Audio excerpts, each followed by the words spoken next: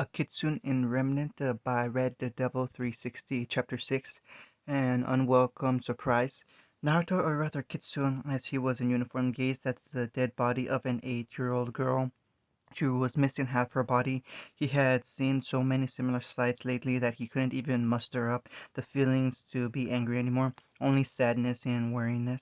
The squelching of approaching footsteps drew his attention away from the body and to the approaching Iwo Shinobi. His face was grim, and the same weariness shone from his eyes that Naruto was sure was coming from his despite the mask. "Anything?" Naruto whispered. The Jonin shook his head. "All dead." "We were too late," he reported solemnly. Naruto sighed and nodded his resignation. "All right, get what other Earth users we have. We may as well bury them." The nameless Jonin nodded this time and turned and jogged off, his sandals squelching through the mixture of mud, blood, gore, and body parts that now made up the street. His company of shinobi, along with a detachment of foot, had been sent to reinforce a village on the outskirts of Fire Country from the encroaching remnant forces. There was nothing to reinforce but bodies and ruins. The war itself had only been going on for 5 months, not counting the 3 months of first contact, and the casualty rate was high, ridiculously so. Tens of thousands had already died on all fronts, and the number was rising quicker than they could replace them, forcing the elemental nations to resort to conscription to fill the gaps. They could take pleasure in the fact, however, that they gave as much as they were given. A shrill whistle was briefly followed by an explosion on the far side of the village, followed by another and another and another. It didn't take a genius to figure out that they were under attack, and Naruto wasted no time in organizing his troops into a recognizable defensible line as the first crisp white soldier created a horizon in the distance. Then unexpectedly, world turned white and the blistered heat ran up his right side as he felt himself be launched from the ground, the sound of an explosion only meters from his position ringing in his ears. Naruto shut up in bed, a kunai in hand, and sweat running down his face, taking controlled and measured breaths to control his panicked breathing. He slowly lowered his raised arm and relaxed the crushing grip on the kunai he usually kept under his pillow. Letting out a low sigh, he listened to his pounding heartbeat begin to lower and his breathing return in its natural rhythm, dragging a hand down his clammy face, rubbing his side that tingled in phantom pain. 2:38, he read when he glanced at the clock and sighed again. He barely an hour asleep. With finally a sigh, Naruto swung his legs off his bed and silently switched to his Jonin uniform and walked to the window. Open it, he hopped onto the window and sat watching the stars and moon. Night terrors were a common thing for shinobi. There were things that they saw and did that would always haunt them. Naruto was no different. They of course knew this. The physiology department was a profitable business. The Yamanaka, although specializing in irrigation and espionage, were proof of this. Although many were shinobi in partnership with the Nara and Akamichi clan, there were those who went into psychiatry. Naruto closed his eyes and let the cool air brush through his hair, the breeze soothing the still present tingle in his side. The feeling brought a frown to his face as the memory remained at the forefront of his mind. The Battle of Genya, although fairly minor in the grand scheme of things, was still a terrible battle. The town consisted of just over 1,500 civilians and a small guard of 500 militiamen. They were wiped out even before the battle, which was what his company of 150 shinobi and 2,100 footmen came across. Over 4 times their number attacked, and although the battle was won, only 38 shinobi and 756 footmen remained of his command.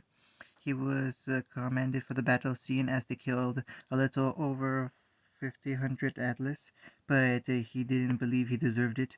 Over 100 men, women, and children died because of a village he didn't know existed until he got there, and now he couldn't forget it. Another glance at the clock revealed that it had only been 5 minutes since he awoke and gone down memory lane. With a grunt of frustration, Naruto stood and without a second thought jumped out the window, unaware of the pair of amber eyes watching. Naruto meandered behind the main group as they walked through Forever Fall, forced to get some special red sap for Professor Peach for whatever reason. The memory of the battle had struck with him. Despite it nearly 6 hours since he had it, the forest was evidently a very beautiful place. The warm colors and just the trees in general reminded him of Konoha in autumn. It somewhat helped to learn the feeling of home, but it could never beat the real thing. He's really quiet again, Ruby commented, with the others acknowledging in various ways. His continued quiet demeanor had once again drawn the attention of his teammates and Periwinkle, who were conversing quietly slightly ahead of him. Do you think he's thinking of his home again? Ren asked, although not one to originally worry for the shinobi. Over the course of the recent 2 months, his presence had grown on Team Periwinkle, though we still held doubt. No, this seems different, Pyra shot down, referring to the faraway look present in his eyes. I think he's suffering from PTSD. Blake put in, glancing back to see if he heard her. Last night I was up late reading, and without warning he shot up in bed with the kunai drawn. He was panting quite heavily, and sweat practically ran down his face. PTSD? Ruby asked, deciding not to question how Blake was able to see this without being caught by her partner. Post-traumatic stress disorder, Weiss clarified, is typically found in soldiers, but regular civilians can get it if they experience a traumatic enough event. She explained, that being said, how is it that he's got it? I mean, isn't he only a year older than us? Yeah, but they gain their training at 6 over there. Most of them graduate and become full shinobi at 12 or 13, Blake explained. He must have been only 15 when the fighting started, she continued, exclaiming to the shock of Ruby. Barbarians, the lot of them, we stuttered. And how do you know this, oh wise one? Yang questioned, sliding ungracefully into the conversation. Because I asked him, she defended. You know you could learn a lot if you just talked to him, Weiss, instead of half the time ignoring him and the other slandering his entire existence, she argued, causing Yang to snort. Professor Goodwitch chose that time to speak up, halting Yang's comeback. Yes, students, while Forever Fall Forest is very beautiful, we are not here to sightsee. She stopped and turned to her charges. Professor Peach has asked that we each collect a jar of sap from the trees here for experiments, and it is my job to make sure that you don't die while doing it. The professor instructed. Kitsune, if you will, she asked, turning to the shinobi. Naruto, without saying a word, pulled the scroll from his pouch and rolled it out along the ground, placing his hands in the center of the seal, or squiggles, to the students. He channeled a bit of chakra, and in a puff of smoke, a large pile of jars appeared. Thank you, Glinda acknowledged with a nod. Each student will take one jar, and you will separate into your teams to collect the sap. After an hour, we will all reconvene at this location to head back to the academy. Is that clear? With that said, all the students walked to the pile and grabbed the jar, soon walking into the forest. Well, this got boring quickly, Weiss commented after refilling another jar of sap, no thanks to her teammate Nora. Speak for yourself. This stuff is delicious, said Nora, explained, the evidence of which was smeared across her face. Yes, Nora, we know it's nice, but please stop eating it. That's your 12th jar, Ren groaned as he also refilled another, only for it to be immediately drained. It is rather sweet, Pyra admitted, having fallen to the pressure from Nora to try some. Tastes kinda like dango, Naruto said after sipping from his own jar. Dango, what's that? Ruby asked curiously. It's a sweet dumpling. It's rather nice, although not compared to ramen. The conversation has halted when Team Cardinal minus the leader ran through the clearing they were in, screaming about a giant ursa. Yang stepped in front of Russell and grabbed him by the collar. What? Where? She questioned. Russell pointed behind him. Back there! He's got Cardian! He panicked, and Yang let him go, and the group watched him run after the remnants of his team. Yang, Blake, go get the professor, Ruby ordered, jumping into action. Nora, Ren, go with them. There might be more around, Pyra added, as these four moved to do as they bid. The rest drew weapons and ran in the direction that Team Cardinal came from. It didn't take long for them to reach their destination, and thankfully Cardian was unharmed. He was, however, disarmed and slowly being backed into a corner by the admittedly rather large Grim. As the others rushed to engage the beast, Naruto stayed back. Something didn't seem right. The hairs on the back of his neck were standing on neck, and a semblance of chakra was hovering over the clearing, consistent with an area of effect genjutsu, which should be impossible considering he was the only shinobi in Remnant, well, that he knew of. So deciding to act on his sixth sense, he acted. With a blur of movement, Naruto appeared before the group, and the Ursa just as it was rearing back to attack. The others could only watch in shock as the Grim swiped at their teammate. What they weren't expecting, however, was the attack to just phase through the man. Naruto's face set itself in a grim look as he flared his chakra, causing the grim before them to shatter like glass. Genjutsu are the mark of a shinobi. Show yourself, he commanded. The others were confused as to what he was being said, so they were promptly floored when figures appeared at the other end of the clearing. Three men and a single woman, all wearing attire similar to that of their friend. Naruto glanced at their heads and grimaced when he noticed the cross through their headbands, two clouds, a rock, and a leaf. He recognized them, of course. AMBO members were required to memorize the bingo book, and three were simple C rank missing in, the fourth, the leaf shinobi, being a low B rank. But it wasn't them he was concerned about. He was more worried about how they got here and if there were more. "Are they friends of yours?" Pyra asked nervously. "No," he said simply. "This is going to get messy. You should get out of here, and I can't protect you and fight them at the same time." "What makes you think we need protection?" we said, arrogantly stepping next to Naruto with a rapier ready. "I admire your courage, Sne, but this isn't your average Grim. These are these are minds and bodies built and trained for fighting and killing people like you, so unless you're willing to do the same, back off," Naruto stressed. "Kill?" Ruby stammered, her weapon now trembling in her hands as the opposing shinobi locked eyes with her. Naruto noticed this. "Your opponent is me. The children have no place in this fight," he said, stepping towards and palming a kunai, lamenting the face he didn't consider bringing either his tanto or ninjato. "We were their age when we started killing. What makes them so different?" one of them asked. "That is our way, not theirs. They are still innocents in the horrors of war and death. We are not in the elemental nations anymore." "No, I suppose we aren't," he chuckled. Without warning, an overwhelming pressure filled the clearing, bringing the students to their knees and made it hard to breathe as they struggled to stay conscious. After what must have been an eternity, the pressure was gently lifted and a calming aura filled its place. They realized the reason why as when they glanced up, Kitsune was projecting a golden aura around his body. "Don't worry, as long as I am here, you will not come to harm," he soothed with an eye smile. He didn't for long, however, as the opposing shinobi suddenly sprung into action. "Go, now!" Naruto yelled as the four missing men ran forward, he himself moving to meet them. They didn't need more encouragement this time as they turned and sprinted back in the direction they came from, Ruby and Pyra each grabbing one of Cardin's arms and hauling him to his feet. They didn't look back as the sounds of fighting began, knowing what they would witness if they had. It didn't take long for them to run into the rest of the group, Professor Goodwitch leading the charge. "What's happened? Where's Kitsune?" she questioned sternly. "Professor, there's no Ursa," Pyra began to explain. "It was some sort of illusion." "Illusion? What do you mean?" "When the Grim went to attack Kitsune, it just phased through his body and then shattered like glass," Ruby continued. "Then Kitsune yelled and four other ninja appeared. However, they were different." "Different?" the professor probed. "Their headbands, you know the one the barbarians wear? Well, they were different and they had a cross through them," we picked up. Glinda frowned. While she wanted to see the shinobi and assess the situation for herself, she knew what her first priority was. "And what is Kitsune doing now? He told us to run while he fought them. However, we don't know how well he is doing." "We didn't want to look back," Ruby said, the worry for her partner evident in her voice. Their attention was drawn when a loud yell punctured through the forest, shortly followed by a ground-shaking explosion. This only strengthened Glinda's voice. "My first priority is your safety. I know for a fact that Kitsune can take care of himself." "How?" Blake asked. "He's a Jonin, one of the most skilled shinobi a hidden village possesses. However, once securing your safety, I will return to see if he needs my aid." They accepted that, and without further protest, they turned and retreated back to the bullheads that took them there in the first place.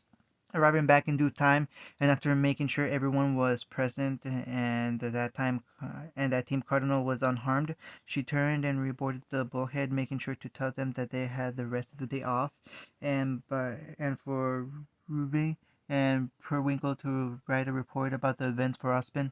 Seeing as they had members of both teams that need to write a report, they agreed to do so together and filed into Team Ruby's dorm. Having more space thanks to the bunk beds, the reports were finished quickly, and the two teams spent the better part of 20 minutes just talking, no one really wanting to continue on with the topic of the enemy shinobi. As luck would have it, however, they didn't have a choice in the matter, and the sound of the door being unlocked cut off the chatter in the room. Moments later, Kitsune strode into the room with a slightly blackened vest and jumpsuit on his right side without even bothering to acknowledge the two teams. He walked over to his wardrobe and grabbed his sword harness and picked an apparent random scroll and set the harness on his desk rather than returning it. He walked into the bathroom and returned a minute later with a new jumpsuit and vest.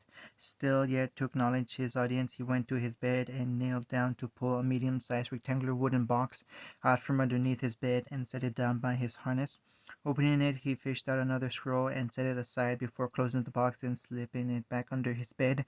He rolled the scroll out across the table and set his palm in the center, applying a sliver of chakra.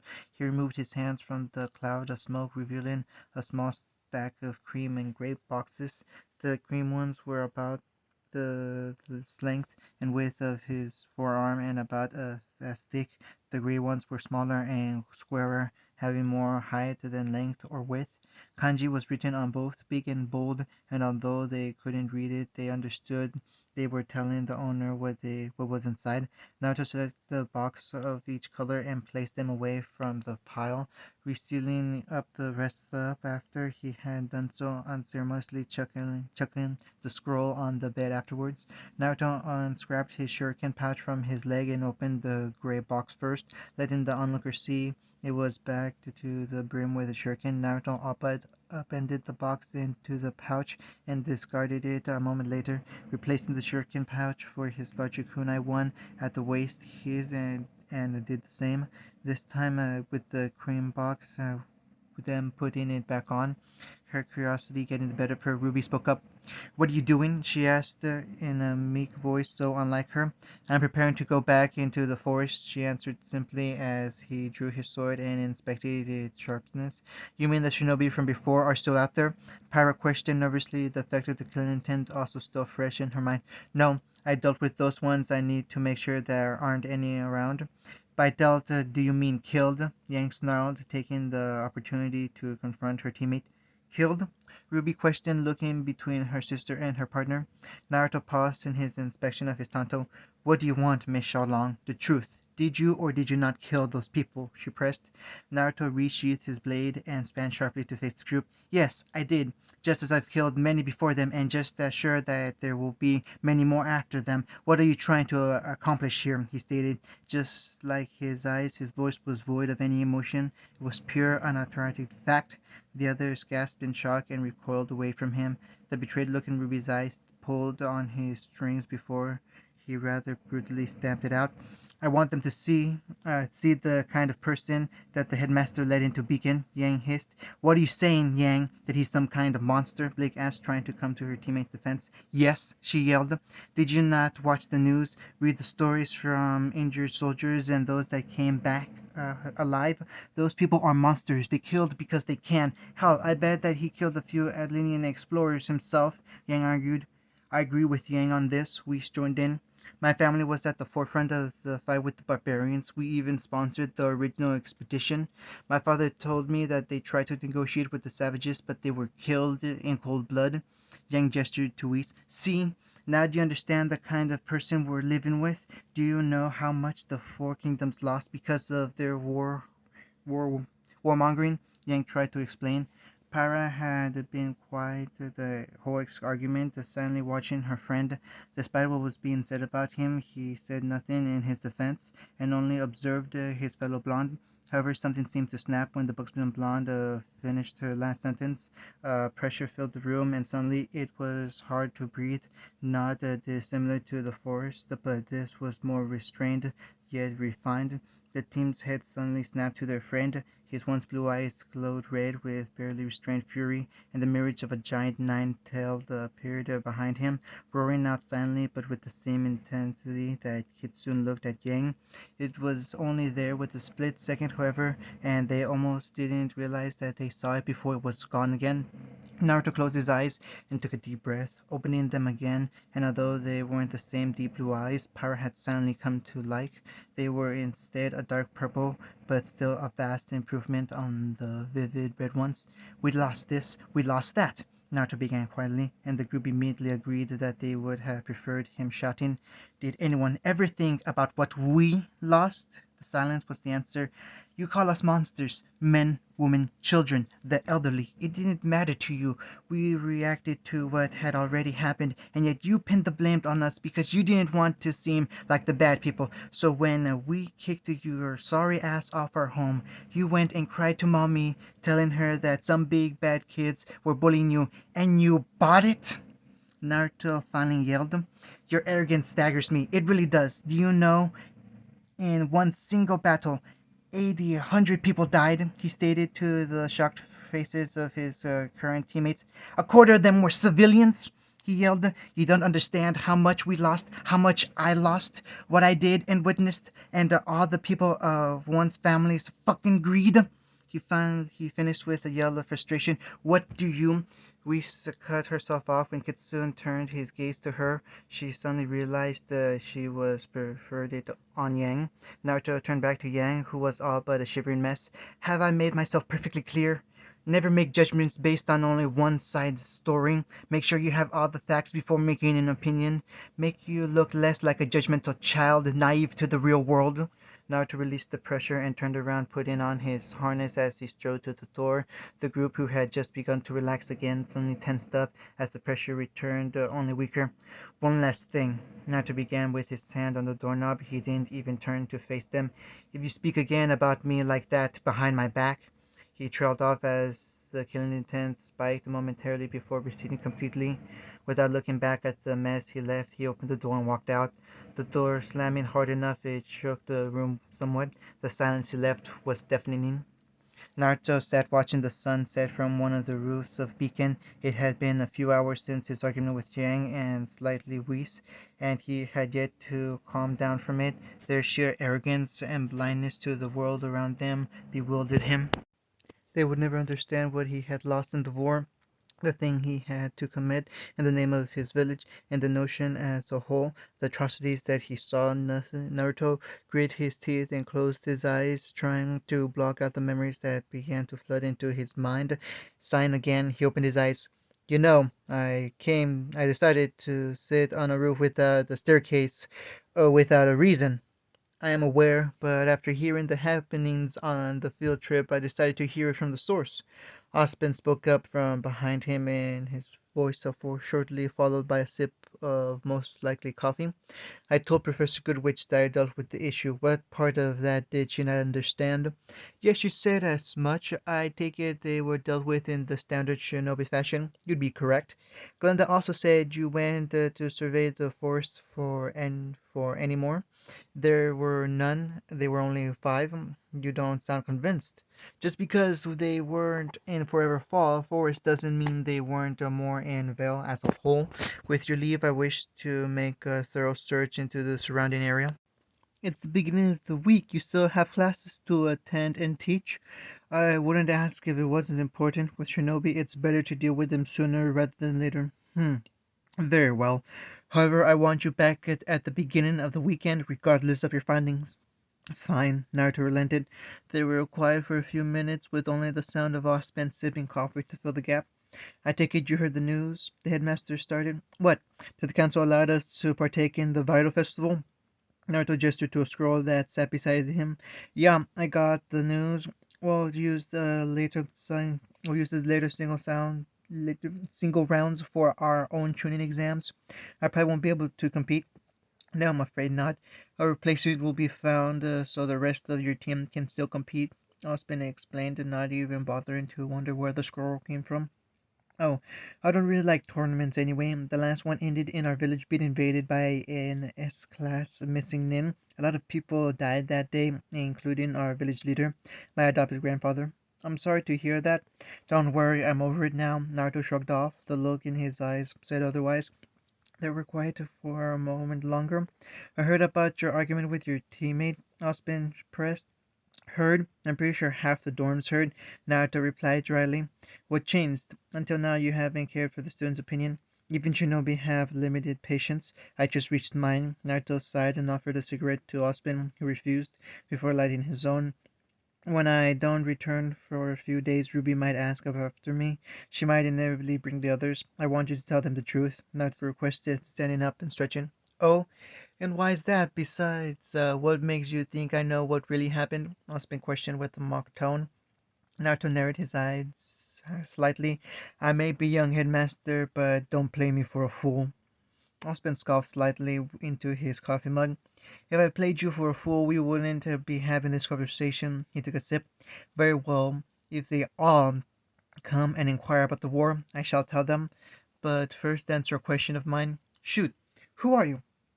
Not smiling slightly underneath his mask. I've already given you my name. You're a resourceful man. I'm sure you can figure it out. He turned around in time to witness the sun finally set and encompass begin in the shadow of the now rapidly darkening sky. Well, it's time I was off. One last thing.